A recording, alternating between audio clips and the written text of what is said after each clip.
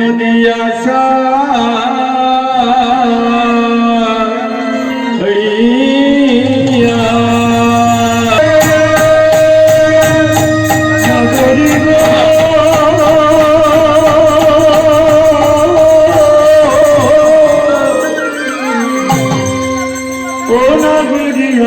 আমারে গো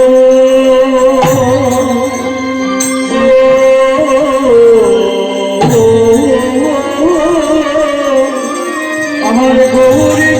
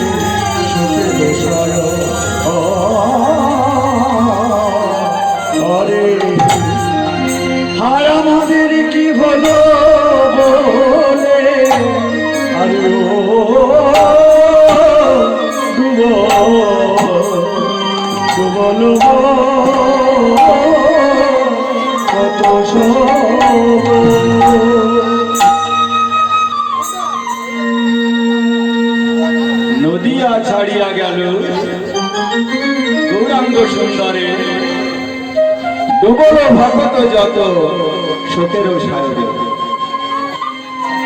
তাই কান্দিছে না দৈতাচার্য,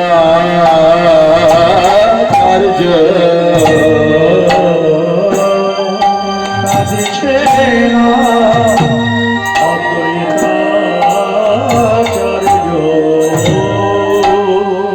শিবাজ গদাধর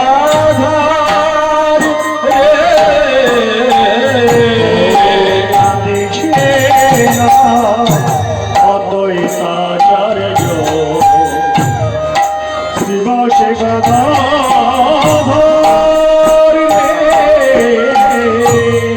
কাঁদিছে না দৈতাচার্য,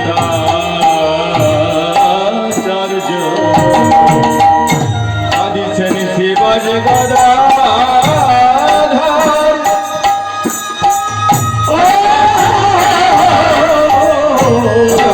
কাঁদিছে না দৈতাচার্য। কাঁদে শিবাস গদাধর।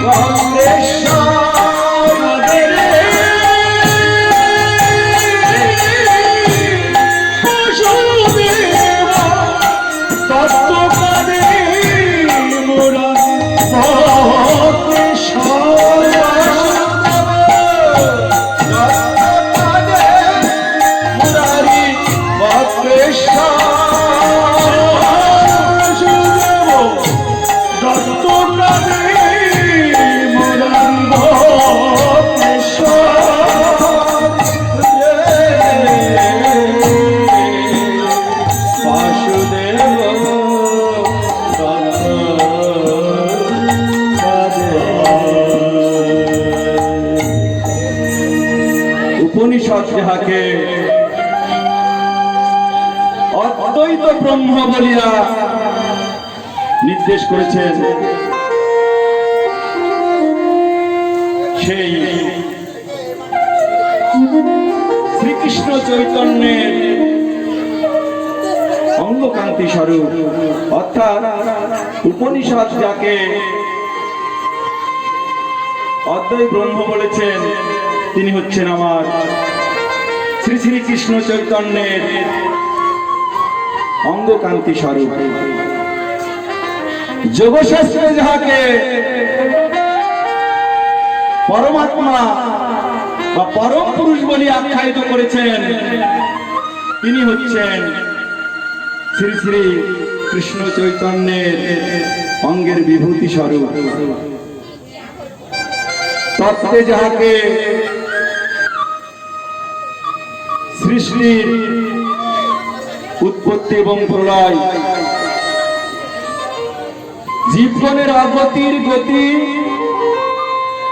জ্ঞানাতীত সর্ব বিষয়ে সর্বজ্ঞান সম্পন্ন পরম পুরুষার্থ শ্রীকৃষ্ণ ভগবান শ্রী শ্রী শ্রী শ্রী চৈতন্য মহাপ্রভু, তিনি ভিন্ন।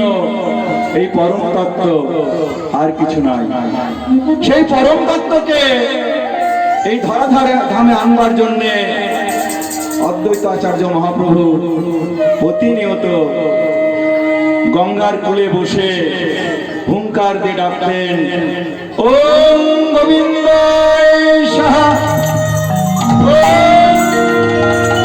কৃষ্ণ গোবিন্দ সাহা।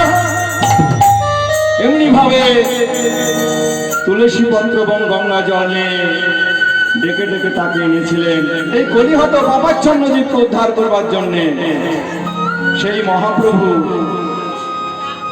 জীবের নিস্তার লাগি, জীবকে শিক্ষা দেবার জন্য এবং জগতের কল্যাণের জন্য আজ তিনি কি করেছেন, সমস্ত ভক্তগুলোকে কাঁদিয়ে তিনি নদিয়া ছেড়ে অন্তর্ধান হয়েছেন।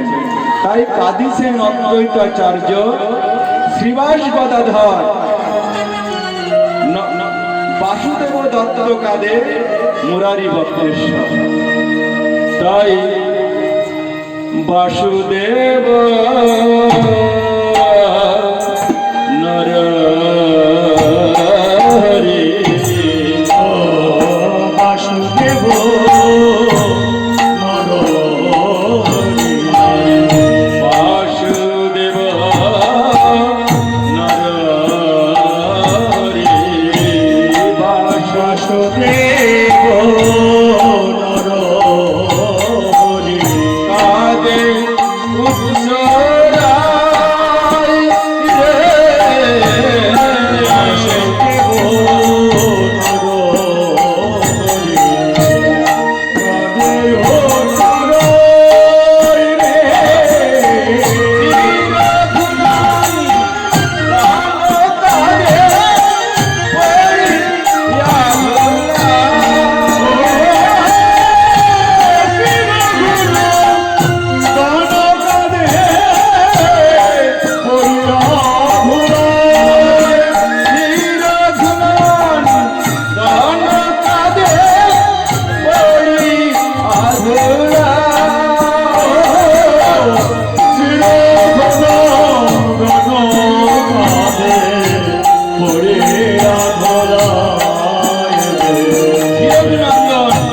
ধুলার মাঝে পড়ে গড়াগড়ি দিচ্ছে আর কাঁদছে কেমন ভাবে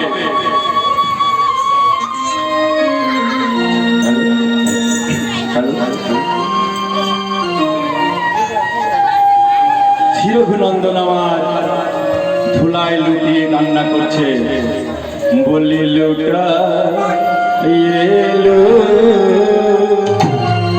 গায়ে কাঁদে লুটা এলো তায়ে কাঁদে বিরহের অতল তলে আজ রঘুনন্দন মহাপ্রভু বিনে বিরহের অতল তলে ডুবে গিয়ে তিনি কি করছেন বললি লুটা এলো টায়ে কাঁদে লুটা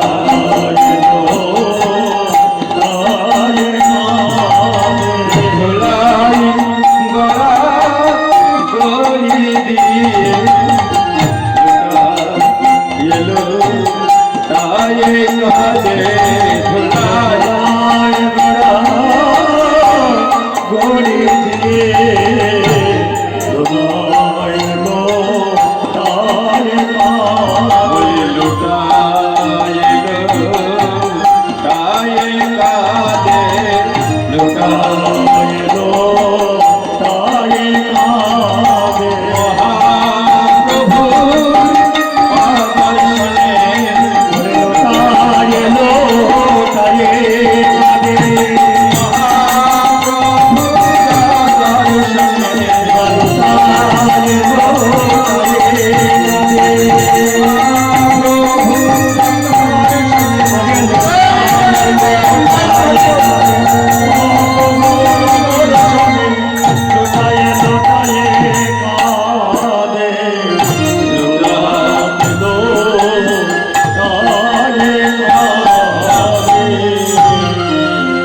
শুধু অদ্বৈত আচার্য শ্রীবাস গদাধারী কান্না করছেন না একটু এই সঙ্গে রাখবে মাইকম্যান এদিকে ডিস্টার্ব হচ্ছে সামনে এই সামনে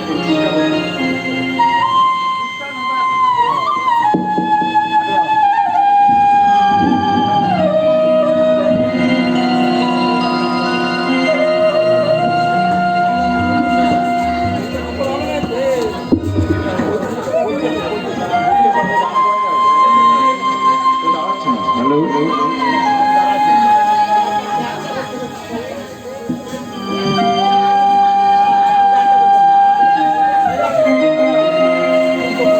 হ্যালো হ্যালো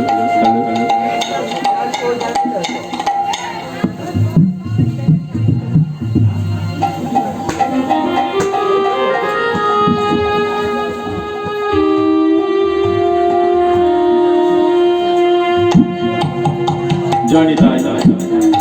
দেখুন, শচীনন্দন গৌর হরি শাস্ত্রে বলছেন শ্রীকৃষ্ণ চৈতন্য রাধা কৃষ্ণ নয়ন। তো সেই শ্রীকৃষ্ণ চৈতন্য প্রভু তিনি কলিহত পাপাচ্ছন্ন জীবকে উদ্ধার করবার জন্য নদিয়ায় অবতীর্ণ হয়েছিলেন। তো তিনি কি করলেন? তিনি তার লীলা প্রকট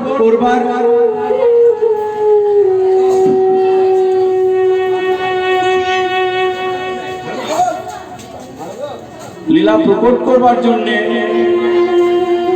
লীলা বিলাস করবার জন্য তিনি আসার আগেই কিন্তু তার পারিষদ বর্গগণকে এই ধরাধামে পাঠিয়েছিলেন। তো সেই ভক্তগণ আজ মহাপ্রভুর আদর্শনে তারা কি করছেন? কেউ ধুলাই গড়াগড়ি দিয়ে কান্না করছে, কেউ বা চক্ষু বন্ধ করে কান্না করছে, কেউ হুঙ্কার দিয়ে কাঁদছে, আবার কেউ শচী মাতার বদন পানে তাকিয়ে কান্না করছে। এরই মধ্যে হরিদাস ঠাকুর তিনি কিভাবে কান্না করছেন? কাঁদিছে না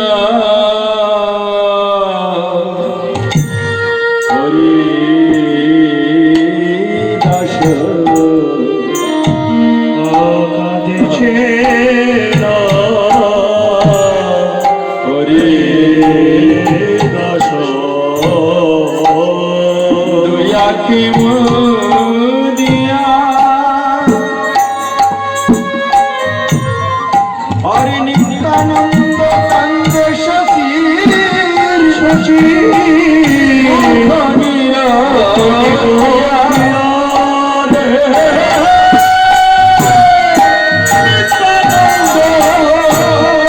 কাঁদে শশী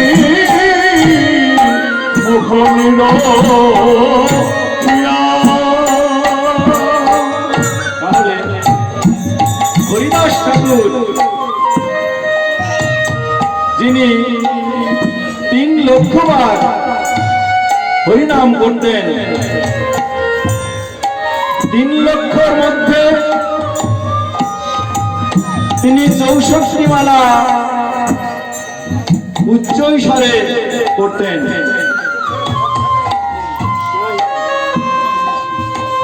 আর 64 মালা করতেন গুনগুন গুনগুন করে, আর 64 মালা করতেন তিনি মনে মনে। এই যে হরে কৃষ্ণ কৃষ্ণ কৃষ্ণ হরে হরে, হরে রাম রাম রাম হরে হরে, হরে কৃষ্ণ কৃষ্ণ কৃষ্ণ হরে হরে, হরে রাম রাম রাম হরে হরে। এমনি ভাবে তিনি 64 মালা জপ করতেন। তো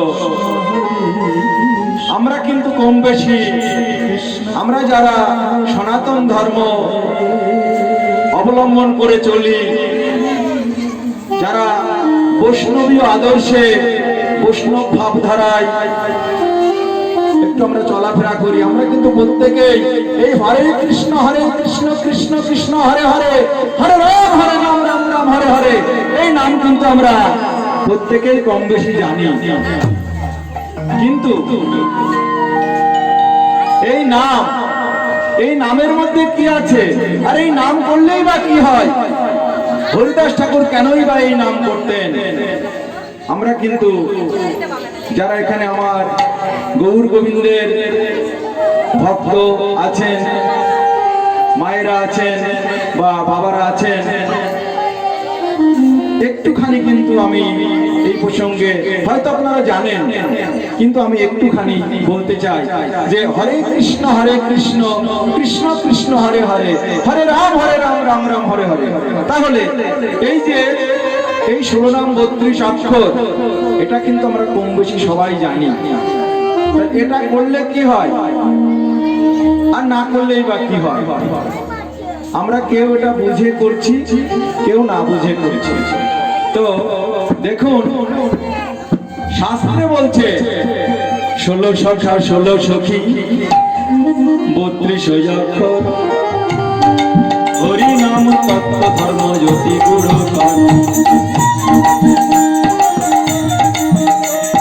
মাধুর্যের ভজন তত্ত্ব যে জানায়, রাধা কৃষ্ণ নিত্য ধামে গমন করায়।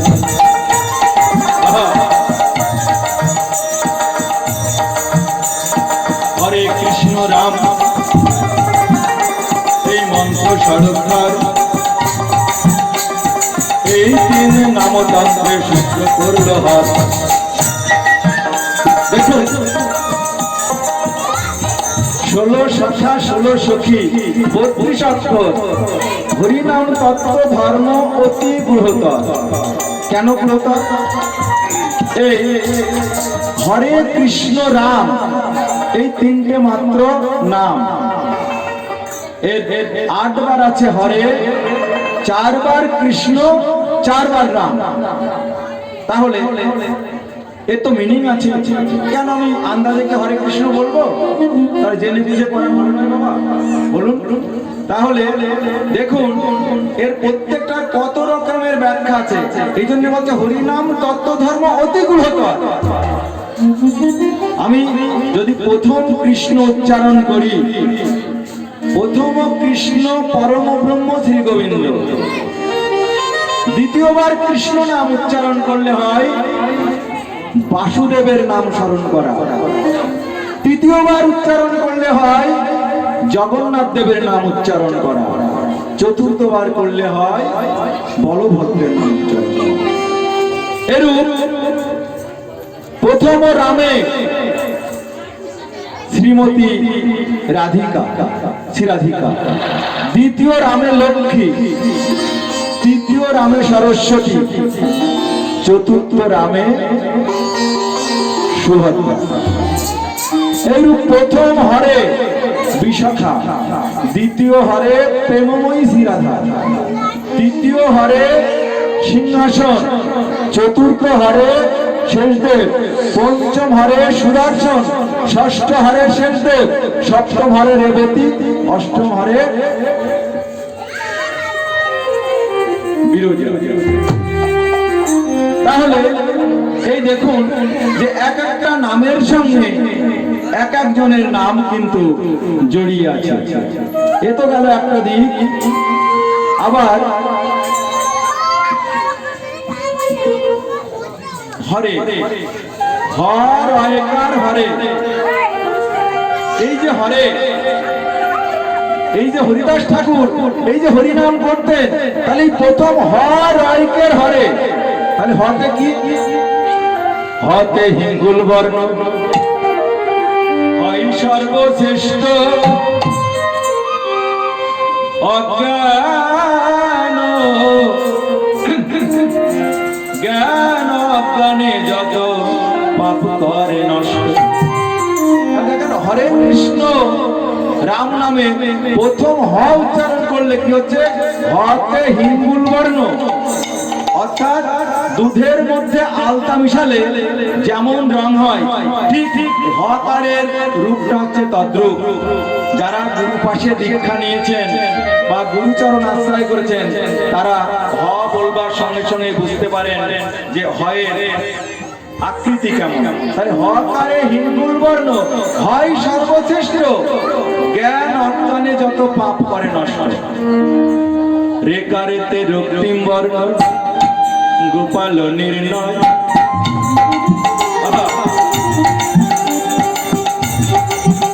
পূর্বাঙ্গনায় উপগত পাপ করে ক্ষয়।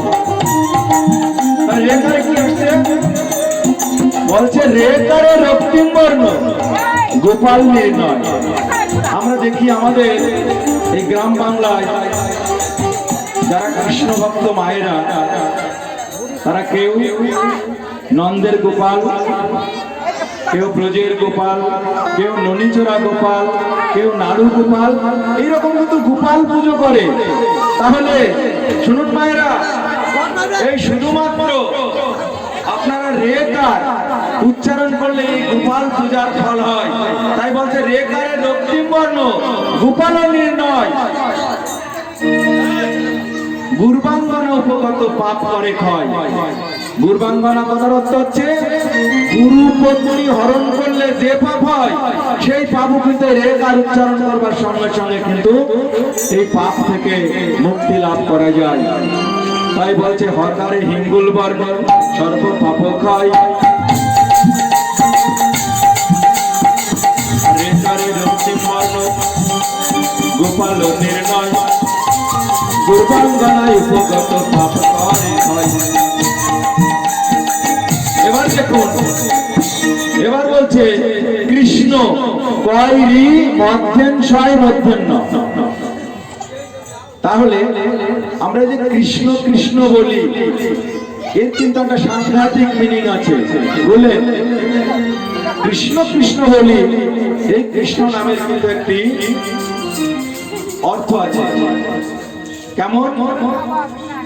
ক্রিকারে কজ্জল বর্ণ উপপাতক নাশে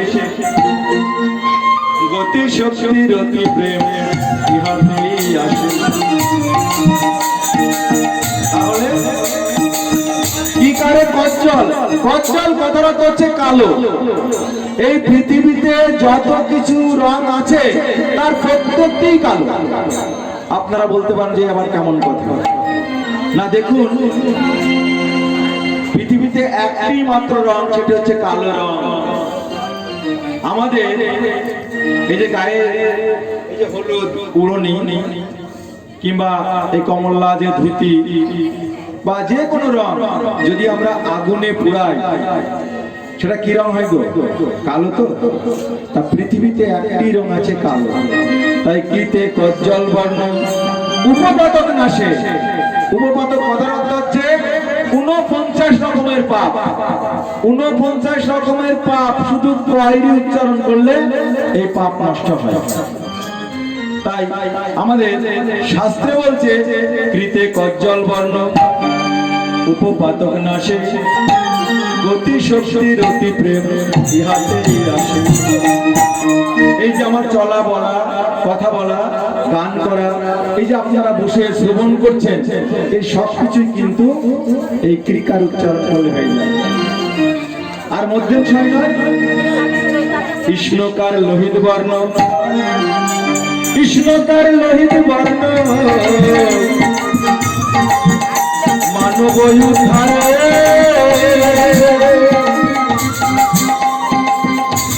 বলছে কৃষ্ণকার লোহিত বর্ণ নরক হইতে মানবে উদ্ধার করে জন্মার্জিত পাপে। আমাদের কিন্তু জন্মগত পাপ অনেকের থাকে। সেই জন্মগত পাপ যদি কারো থাকে তাহলে এই কৃষ্ণ নাম উচ্চারণ করলেই সেই জন্মগত পাপ কিন্তু ধুয়ে মুছে সাফ হয়ে যায়। আর দেখুন রাম নামের কি ফল? এই যে হরিদাস কেন কেন 3 লক্ষ বার নাম করতেন, তো তাৎপর্য আছে। এটা যদি আমরা অনুভব দিয়ে বুঝি বা আমরা যদি গুরুর কাছ থেকে জেনে নিতে পারি তাহলে কিন্তু আমাদের আরো এই নামের প্রতি আগ্রহ, নিষ্ঠা, ভক্তি আরো কিন্তু ক্রমান্বয়ে বাড়বে। তাই রয়াকার মো রাম, রয়াকার মো রাম। আর রকার কি? রাকার সর্বজ্যোতি, চন্দ্র সূর্য জ্যোতি। রাকার বর্ণ হয় চন্দ্র সূর্য জ্যোতি, অজ্ঞান তম নাশক বর শক্তি ধৃতি। তাহলে যত জ্ঞান অজ্ঞান সবকিছু এই রাকার, চন্দ্র সূর্য জ্যোতির মতো। রাকার বর্ণ হয় চন্দ্র সূর্য জ্যোতি। সূর্যের জ্যোতি কি গো, সূর্যের জ্যোতিতে কি হয়? আমাদের যত পৃথিবীর যত বনমূলতা, যত মলিনতা সবকিছু আগুনে পুড়িয়ে শুকিয়ে কি করে? পরিষ্কার করে দেয়। তাহলে আমার চিত্ত গুহা তমরাশির মধ্যে, আমার এই চিত্ত গুহার মধ্যে যে পাপ, যে পঙ্কিলতা আছে, তাই শুধু রাগ আর উচ্চারণ করলে ওই সূর্যের মতো পবিত্র হয়ে যায়। আর রাত্রে আমরা যেমন সূর্যের তাপে আমরা অস্বস্তি বোধ করি, রাতের চাঁদের আলো কিন্তু আমাদের অস্বস্তি দেয় না। এই চন্দ্রের যে ছায়াতাপ, এই ছায়াতাপের যখন আমরা বসি তখন কি হয়? আমাদের হৃদয় শীতল করে দেয়। তাহলে এই রাত শুধু রয়াকার উচ্চারণ করলে কি হয়? আমাদের এই পৃথিবীর যত ত্রিতাপ জ্বালা, সমস্ত ত্রিতাপ জ্বালা ওই চন্দ্রের তাপের মতো আমাদের হৃদয়কে বশীভূত করে দেয়। দেখেন, মোকার মোকার স্বরূপ জ্যোতি কলঙ্ক রহিত। আমাদের যত কলঙ্ক, যত কিছু আছে না কেন, সমস্ত কলঙ্ক এই মোকার উচ্চারণ করলে ধুয়ে মুছে ছাপ হয়। তাই শাস্ত্র বলছে মোকার স্বরূপ জ্যোতি কলঙ্ক রহিত, ইহা সত্য হয় সদা, মিথ্যা পাপ বিনাশী। পদকর্তা কি বলছেন? বলছেন এরূপ প্রত্যেক বর্ণে আছে শক্তি চাই, এই বর্ণগুলি তবে সম্মিলিত হয়,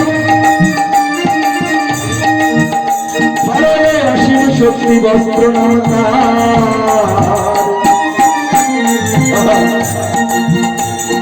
ষোলো নাম 32 অক্ষর জগতে প্রচার, পাপ তাপে ভীত জীব শুনয় উপদেশ,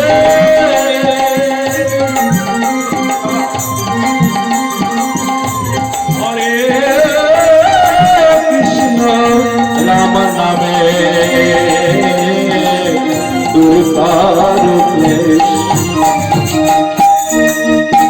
কলিকালে পরিবারে, এই কলিকালে পরিবারে হরি নাম ভজ,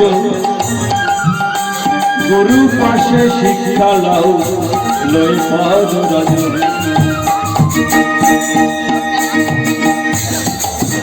গুরু পদে শিক্ষা লাও লয়ে পদ রাজ, ভজনে ভক্তিতে হবে পূর্ণ প্রেম ভক্তি। আর ভক্তি হইলে হবে অবশ্যই মুক্তি। শ্রীচরণ দাস কয় ইহা মিথ্যা নয়, ভক্তি যথা মুক্তি তথা শাস্ত্রে হ্যাঁ। তাহলে এই যে হরিনাম, এই হরিনাম 3 লক্ষ বার জপ করত হরিদাস। কেন? এই হরিদাস কিন্তু পূর্বে ছিল ব্রহ্মা। এই ব্রহ্মা কিন্তু ব্রজে শ্রীকৃষ্ণের বোধন হরণ করবার জন্য অভিশাপে তিনি কিন্তু ওই যবন কুলে জন্ম নিয়েছিল, এবং তার উদ্ধার কিসে হবে সেটাও বলে দিয়েছিল যে তুমি 22 বাজারে বেতলা ঘাটকে যখন গঙ্গার জলে ভাসতে ভাসতে আসবে, তখন আমি নবদ্বীপের ঘাটে তোমায় আমি কোল দেব, তোমায় আমি উদ্ধার করব। সেই জন্য সে কিন্তু 3 লক্ষ বার হরিনাম জপ করত।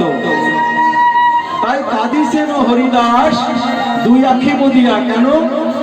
যে আমি এই গৌর বদন দর্শন করা, এই নয়নে আমি আর অন্য কিছু দেখতে চাই না। যে নয়ন একবার ওই গৌর পদে লক্ষ্য দিয়েছে, সেই নয়ন দিয়ে আমি আর এই জগতের অন্য কিছু আমি দেখতে চাই না। তাই হরিদাস 2 আঁখি বন্ধ করে অঝরে প্রাণ গৌর প্রাণ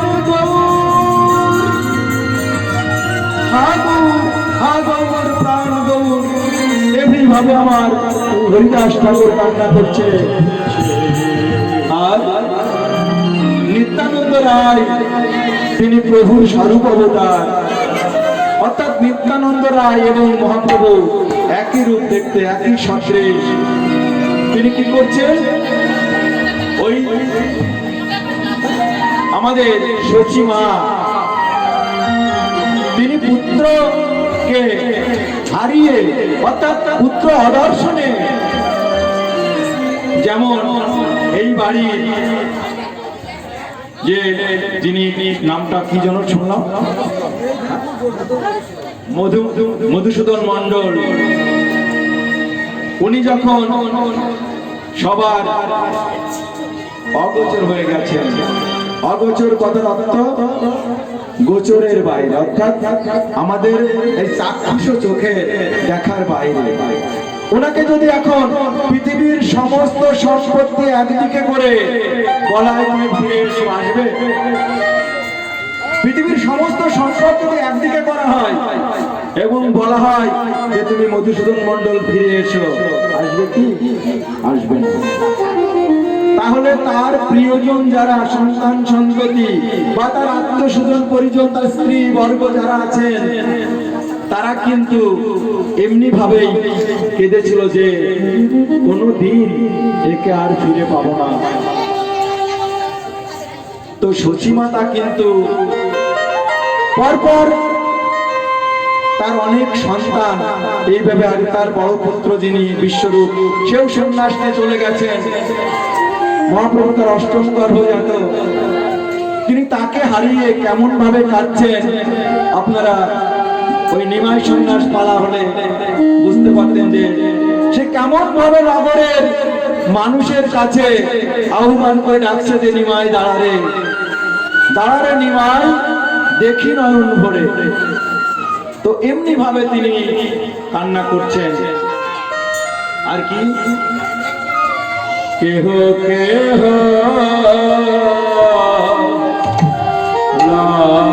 লালাটে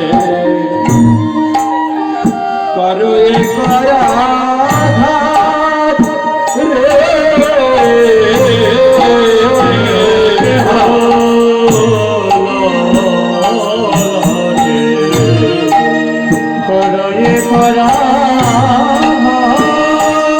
রে,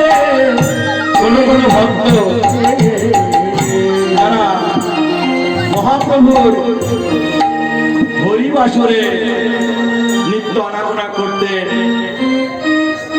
এই মধুর হরিনাম কর্ণে শ্রবণ করে হৃদয়ের জ্বালা জুড়াতেন। তেমনি যারা ভক্ত তারা কি করছে, পদকর্তা বলছেন কেহ কেহ লালাটে করয়ে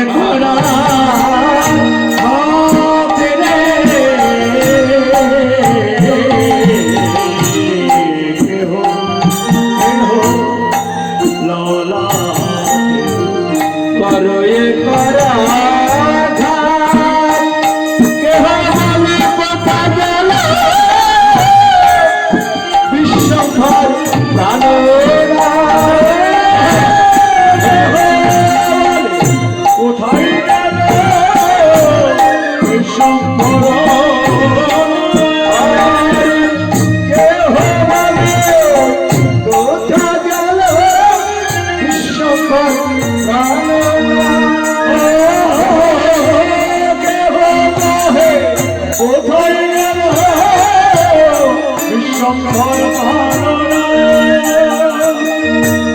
আর সুখময় কীর্তনাদি, তারা বলছে সুখময় কীর্তনাদি কীর্তনাদি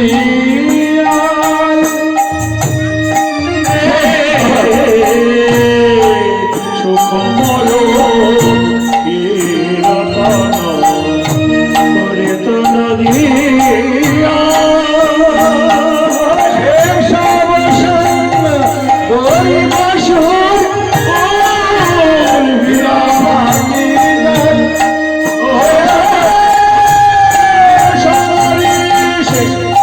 Marshall!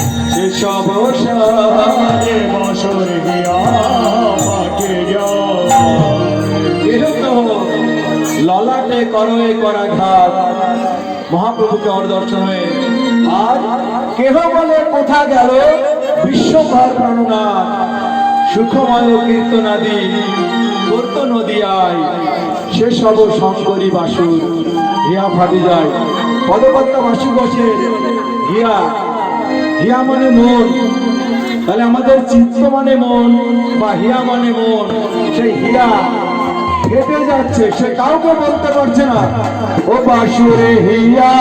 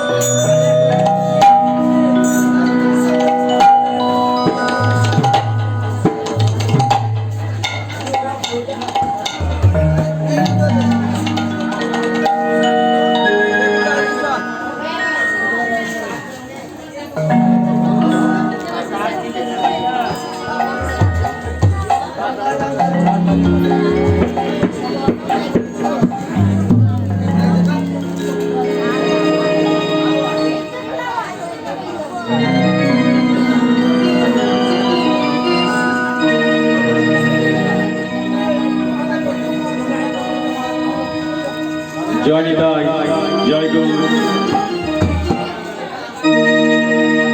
আমরা এতক্ষণ গৌর চন্দ্রিকা আস্বাদন করছিলাম। গৌর চন্দ্রিকা শুনে আপনারা নিশ্চয় বুঝতে পেরেছেন একটি বিরহের গান। তো আমরা বৃন্দাবন লীলায় প্রবেশ করব, তার আগে আমি একটা কথা বলতে চাই যে আমরা যেহেতু এখানে মধুসূদন মণ্ডল মহাশয়, ঈশ্বর মধুসূদন মণ্ডল মহাশয়, ওনার উদ্দেশ্যে আমাদের এখানে আজ এই হরিবাসরের আয়োজন। তো আমরা সবাই জানি উনি আজ আর আমাদের মধ্যে নেই। উনি ইহলোকের লীলা বিলাস সাঙ্গ করে সেই শ্রী গোবিন্দের পরমধামের দিকে যাত্রা করেছেন বিগত 10-12 দিন আগে। তো আমরা কায় মনোবাক্যে সেই পরম ব্রহ্ম, পরম সনাতন সেই ভগবান শ্রীকৃষ্ণের কাছে আমরা একটি মিনতি করব। মধুসূদন মণ্ডল তিনি যেখানে যে অবস্থায় থাকুক না কেন, ওনার আত্মা যেন শ্রী গোবিন্দের চরণ পায়, এবং উনি যদি পুনরায় এই ধরাধামে আসেন তাহলে যেন আমি বলবো এরকম কোন কৃষ্ণ ভক্ত মায়ের বা বাবার কোলে তার জন্ম হয়। তো আজকে আমরা যেহেতু বিরহ, একজন মানুষ আমাদের মধ্যে তিনি কথা বলছিলেন, হাসছিলেন, খেলছিলেন, রাগ দুঃখ ক্ষোভ প্রকাশ করছিলেন, কিন্তু তিনি আমাদের মধ্যে আর নেই। তো এটাকে বিরহ বা মাথুর বলা হয়। তো আজ সে মাথুরের লীলা আপনাদের সম্মুখে পরিবেশন করবার জন্য আমি দুঃসাহস দেখাচ্ছি। কিন্তু তার আগে একটি কথা, আপনারা যত ভক্ত বা ভক্ত এখানে আছেন, আমার এই কীর্তন সম্পর্কে সত্যি কোনো ধ্যান ধারণা খুবই কম, জ্ঞান নেই বললেই চলে। আমি এই আপনাদের মতো গৌর গোবিন্দ